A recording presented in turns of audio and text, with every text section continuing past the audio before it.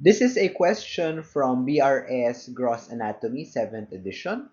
A 22-year-old man presented to his family physician with a laceration of the fibrous sheets or bands that cover his body under the skin and invest the muscles.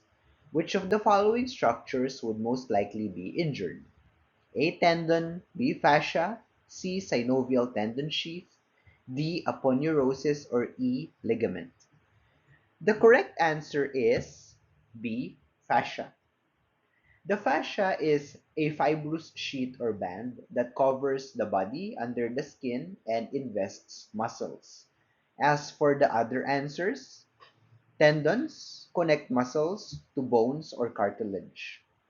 Synovial tendon sheets are tubular sacs filled with synovial fluid that wrap around tendons.